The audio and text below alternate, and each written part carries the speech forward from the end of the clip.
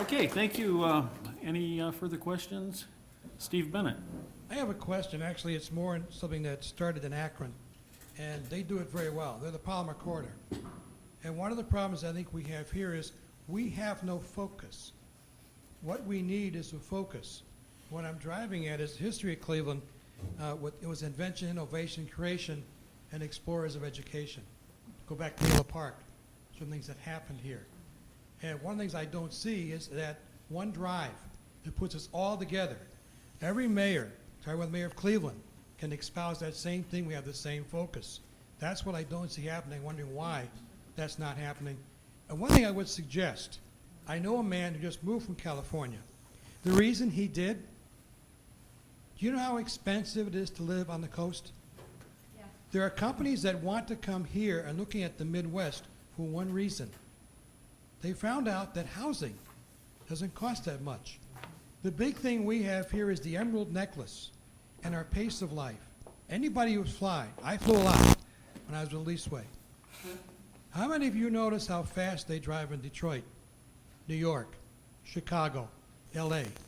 We actually drive slower here. We have a better quality of life. And that is the aspect that's never brought up.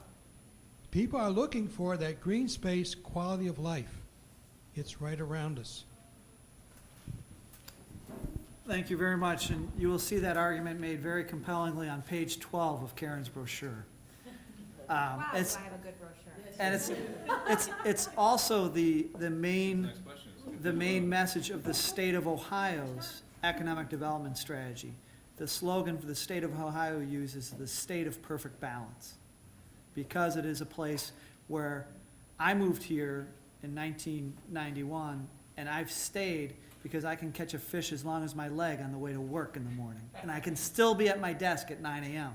I might smell a little bit, but I'm at work. The issue you raised about what's that one thing that holds us all together. One of the challenges we have is in developing that is our strong assets, plural. BioAg down in Wayne County, NASA here in Cleveland, the Youngstown Business Incubator over in Youngstown. We have lots of assets. There's not one thing that we have here that we can hang our hat on. There's lots of things.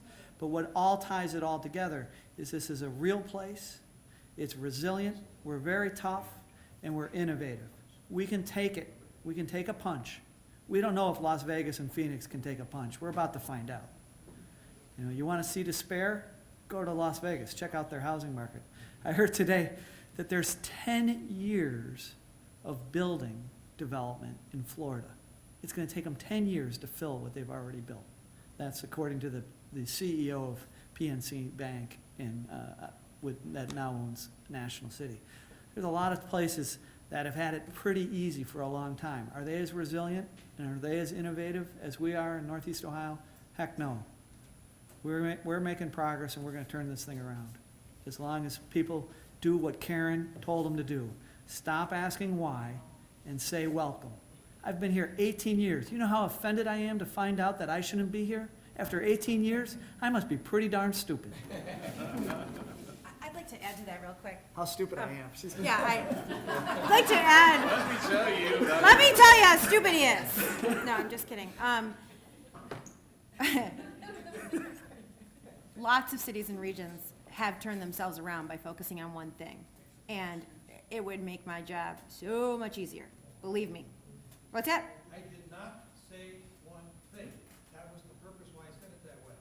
I said what you see on John Hay. In fact, I said before they said it 10 years. I said, if you're an innovator, you're an inventor, That's right. you're a creator, and or you're exploring education, Northeast Ohio wants you. It's aggressive. Go out and get them. That's what I'm talking about. That's the thing that the Palmer Corridor does. Was the University of Akron president stands up there and says the same thing Pasquale does out of the City Hall. That's the part we don't have. That's what I'm looking for. It's that one connection, and the connection's broad. I can go then, innovation, invention, creation means logistics too, not just manufacturing. Right. Right. We agree. And the entire campaign is built. There's a reason that it's the bright colors that it is. There's a reason it's plus for positive, because plus means innovative, it means excellence, it means more, okay? So we agree with you, and that's all we talk about all the time, okay? Innovation, we love talking about, we have a spirit of innovation here. I think a lot of folks in the region have forgotten that our region built its wealth because inventors began their lives here, you know what I mean? So we agree with you. What I would say, and I think Chris and I both heard a little bit of the one thing, and I appreciate that you didn't say that, but I will say that a lot of regions have just really said we're gonna focus on one industry and that's gonna be our focus industry. It would be great if we could do that. At the same time, I think we've already done that. We did that with manufacturing, right? And so I think we've all learned we also need to put eggs in a lot of baskets. Manufacturing, anyone have any idea what percent of our economy manufacturing is? 20%.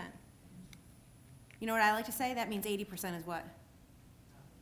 Everything else, right? So we get so hung up on what manufacturing is, and 80% is something else. And it's what Chris said. What we're working on is how do we take the assets that we have, because it is a tremendous asset that we know how to make things. Tremendous asset that we know how to make things, right? Everyone loves to talk about wind farm and all of this. Well, if there's ever going to be a wind farm, we're going to have to make the windmills. And guess what? We know how to make things out of steel here, okay? So that's a long way off. But in the meantime, all this medical device stuff, any sort of new technology that comes out of California, which is so expensive, or comes out of Boston, you know why we're able, in the last, of the 24 companies we've recruited, 10 of them have been in the biomedical field. You know why a major driver for those folks is? Because even if they created the technology on the coast, it's cheaper to manufacture it here, and we know how to make things. People in California don't know how to make things. They don't. That's not their thing. It's not their thing. It's our thing. Okay? So those are the kinds of opportunities that we can take advantage of, is that and that's what we're going after. And that, frankly, is working. I mean, hopefully you all see this orange report. We put out a quarterly economic review, and we always look at some aspect of the economy, and this is the latest one, and this is where it gives you all the biomedical stats. And that's what has grown 37%, because frankly, it's that perfect synergy between healthcare research and manufacturing, making things and coming together. So I just would like to follow up your. he'd like to tell you how stupid I am. No. Your comment, you don't see the message of Cleveland Plus out there. You don't Yes. see that innovate message. She's got a $3 million budget trying to market a $170 billion economy. So I got an idea for you.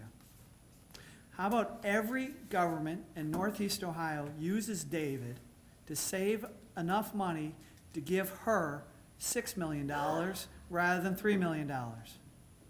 You could do it. You could do it tomorrow. That's great. That's awesome. You could do it if you worked together to save money.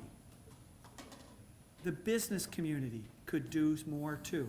Philanthropy, you heard her say, we are the largest funder of the business marketing agency for Northeast Ohio. What does philanthropy get out of that compared to what you get out of it as a government official and what you get out of it as a businessman? I mean, philanthropy's thrilled to play that role, and we're eager to do it. But philanthropy recognizes it doesn't work best when philanthropy's paying the economic development bill. It works best when the people who benefit from it are paying the bill. So there's their goal. Pool that, $170 billion, okay? If you can't save $6 million a year out of $170 billion, there's something seriously wrong. And if you can't take 50% of it and give it to Karen, when you saw how dynamic and productive that organization is, there's something else seriously wrong. So how about that for a challenge back at you? Thank you.